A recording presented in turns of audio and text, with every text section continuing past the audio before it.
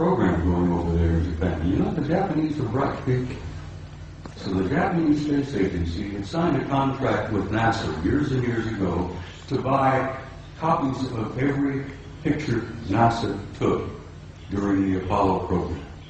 And I'm sure the Japanese paid a sizable amount of money for this contract.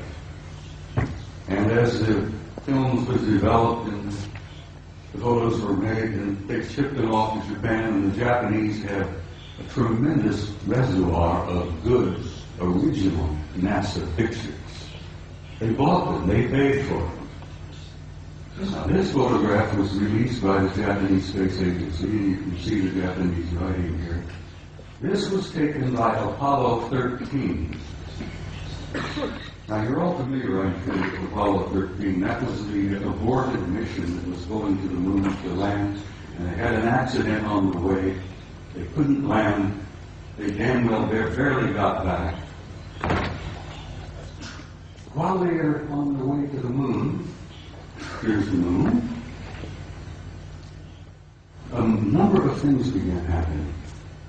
Some strange objects were appearing outside the windows of the spacecraft. And guys, they grabbed their Hasselblad camera and started taking pictures. This photograph shows 3 different objects. This looks like a circular object with an enlarged dome on top. This is a smaller object in a circular kind of disc-shaped craft. But coming in from the right margin of this particular picture is this. Next picture, please. Here we are. This is a blow-up of the positive in the photograph. And here is a blow-up of the negative of this object here. Ladies and gentlemen, this particular object is 5 miles long. And I'm tempted to use the term big mother. No pun intended, but it appears to be a mothership. It's gigantic. 5 miles long. And here these NASA guys are up there in this little crank Apollo capsule, and they look out their window and they see something that's 5 miles long. Shakes them up a little bit. When they got back to NASA with these pictures, that shook them up a hell of a lot. Next picture, please. This is the next sequence. Here, this large mother has moved into the middle of the frame, and something else has shown up over here, which has been estimated to be 2 miles long. But this really upset the guys. I've never been able to find out which one of the 3 Apollo members of the Apollo 13 crew would admit to ever having taken these pictures. Because as you know, the Apollo astronauts were threatened with their lives. I kid you not, they were threatened seriously. They even threatened their families if they ever divulged any of the information that they knew. Next photo, please. And here we are. Here's the big mother. Here's the other one, 2 miles long. Here's a picture of the positive. This is the negative.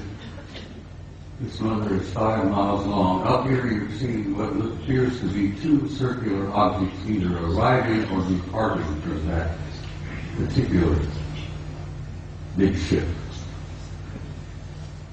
I can almost understand why the authorities in NASA, why the authorities in the space program didn't want this information to come out. They were fighting. They were stunned. They couldn't deal with it themselves, and they figured if they couldn't handle it, you couldn't handle it. There would be social disruption, I believe is one of the terms they used. There would disturb the body politic, I believe the term they used. So they clamped the lid down on this, and it's still down, and it's going to stay down, I'm afraid, for some time yet. Until people like yourselves and people like me and the rest of them here on the stage by pushing and prodding and chipping away at this lie and this secrecy, eventually we will succeed. And don't you doubt that for a minute.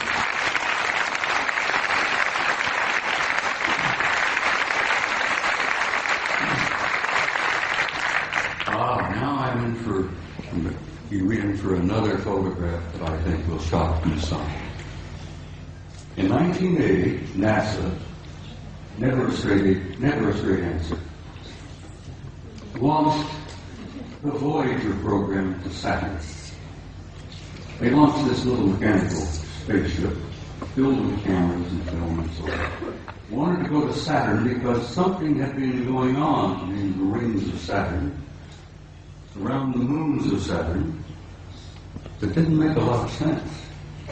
Some anomalous events were taking place in Saturn, near Saturn, at Saturn. So they launched the Voyager in 1980. The pictures they got back from Voyager was so stunning and so shocking that they just locked them up in safe. Fortunately, I met and developed a friendship with a retired NASA scientist by the name of Norman Bergman. Norman Bergman worked for NASA for about 30 years. He was a technician, a scientist on the Voyager program to Saturn in 1980. Norman decided, after waiting a number of years, for NASA and the authorities to be candid and honest and forthright and tell us what they really found up at Saturn. And Norman got so frustrated he wrote a book. Now, he couldn't get it published in the United States. No American publishing house would even touch it. Norman Bergman had to go to Scotland, for God's sake, to Aberdeen to get his book published. And he did publish it. He did succeed. He got his book. It's a piece of genius. It's a beautiful piece of work. And the things that they photographed near Saturn appeared in print for the first time. This is the A-ring of Saturn. I think you're all familiar with what Saturn looks like. It's a beautiful planet.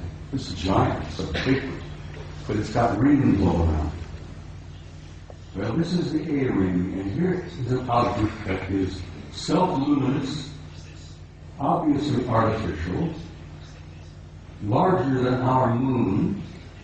It seems to be moving all around throughout the rings of Saturn among the moons of Saturn. And Saturn's got a couple dozen moons. This object here, as I said, larger than our moon, moving all around apparently under intelligent control in the rings of Saturn. Now, try for a moment, if you can, to imagine a kind of a technology that is capable of constructing something larger than our moon, that's artificial, that moves around wherever it wishes to go, that's probably got several thousand guys inside.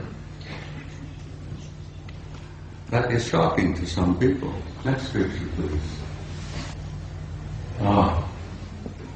This is the piece de resistance, I guess, as the French say.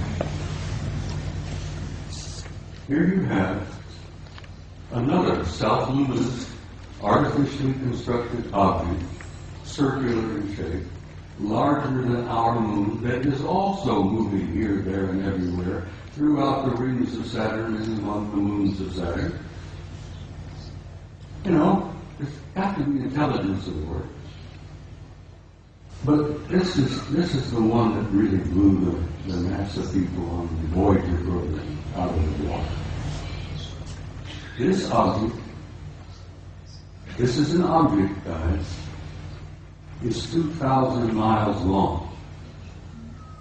It's 400 miles in diameter. And it's an artificially constructed, Norman calls them an electromagnetic vehicle. He says they appear to be making the rings.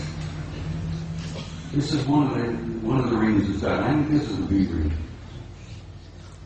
Bergman says he thought they were probably making the rings. I said, Norman, you ever consider the possibility they may be mining the rings? Because I think the rings